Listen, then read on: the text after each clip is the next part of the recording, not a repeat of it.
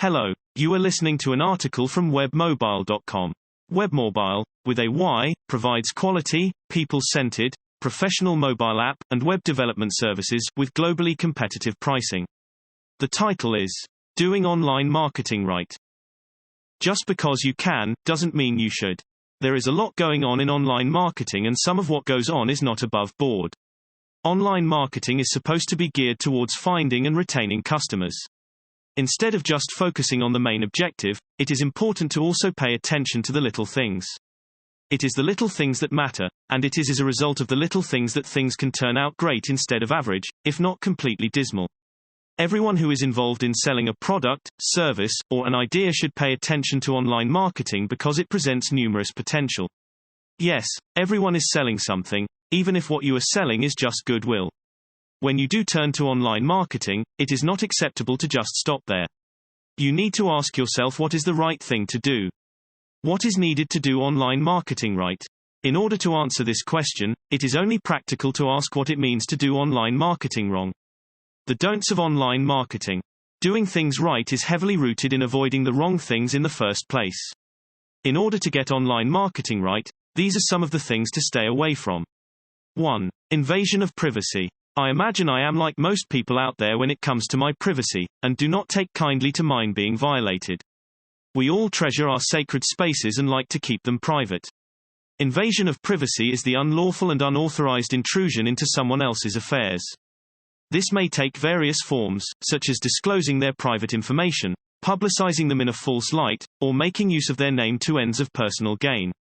When you are carrying out marketing campaigns, you better be cognizant of this little but important detail, otherwise you will find yourself in hot water.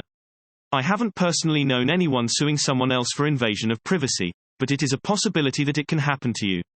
At the very least, you risk tarnishing the reputation of your brand in such instances. As an online marketer, you make use of information available to you regarding your target audience to achieve your goals. How you collect this information is totally up to you, but you better make sure you are not utilizing and exposing personal identifying information that may infringe on their right to privacy. 2. Spam. Spam is a no-go area if you want to do online marketing right. What is spam and what constitutes spamming, as opposed to simply getting your word out? Spamming is a term that gained popularity during the rise in adoption of email marketing. It is generally the sending of undesired or unsolicited emails. This is something I did at one point in my life, but only out of ignorance, because I didn't know better at the time. The right way to do email marketing campaigns is to have people opt in to receive messages. Even when people opt in to receive your marketing messages, it is considered spamming if you send out messages at what can be considered an irritatingly high frequency. It is better to ask people how often they would like to hear from you, if you intend to send marketing emails frequently, or just send messages with the appropriate and reasonable frequency. The practice of spamming places your brand's email addresses at risk of being blacklisted, and damaging your reputation in the process. The blog post titled, Email Marketing May Be the Answer for You, might be of help if you are considering running email marketing campaigns.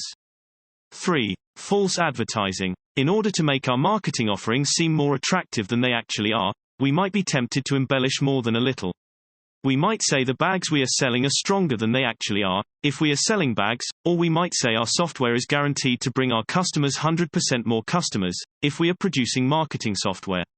When in fact it cannot even do a fraction of our claims. False advertising is the use of any confusing, misleading, or even plainly untrue assertion about your product or service when promoting it. The customer's right to truthful advertising is protected in laws, and your misrepresentations can run you into trouble. False advertising is one sure way to ruin future prospects and damage your brand's reputation. If you are not sure of the results that your product or service will offer, it is better to qualify it with the proper verb such as may or could. Always make use of factual information in your marketing campaigns. This is the only way to build trust. 4. Social and cultural insensitivity. Nothing has brought the term global village to life like the internet. Due to broad targeting being a reality, there is a good possibility that your ad will reach people with a different social or cultural background than yours. You might argue that your ad is targeted for a local audience, but even then, every locality has diverse cultural backgrounds that should be taken into account when crafting online marketing campaigns. Even with geographic specificity, people are traveling all over the world. Someone living in South Africa may actually be born and raised in the heart of Nairobi, Kenya. Online marketing campaigns should therefore be crafted with a social and cultural sensitivity for who might be on the receiving end. At the very least, every online marketing campaign you craft should be generally decent and considerate enough to be suitable for human consumption. 5. Counting vanity metrics.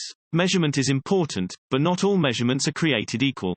You have to avoid making the mistake of thinking that any activity you measure on a campaign is a good indicator of success. You have to look at leading indicators instead of lagging indicators.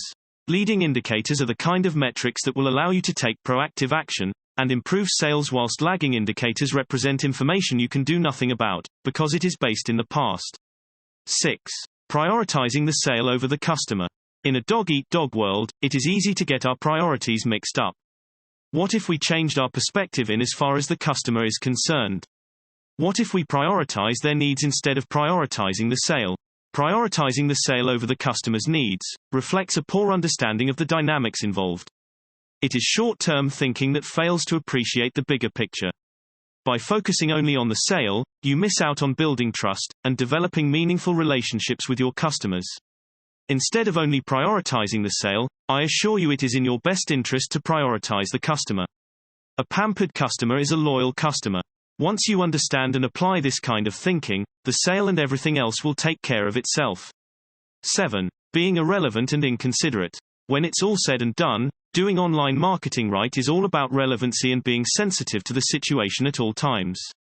Being relevant comes with not doing the things just discussed. It means respecting other people's privacy, being truthful in your ad campaigns, paying attention to the right metrics and prioritizing the customer over just the sale. If you put a checkbox against these points and be as considerate as possible, and even going out of your way in attempts to do online marketing right, then you can never go wrong. Want to know when a new blog post is published? Please subscribe. Thank you for listening to the article from webmobile.com. A subscription button is available at the end of each blog post. We would love it and also encourage you to leave your comment at the bottom of the page. Cheers. Hope you listen or read again soon.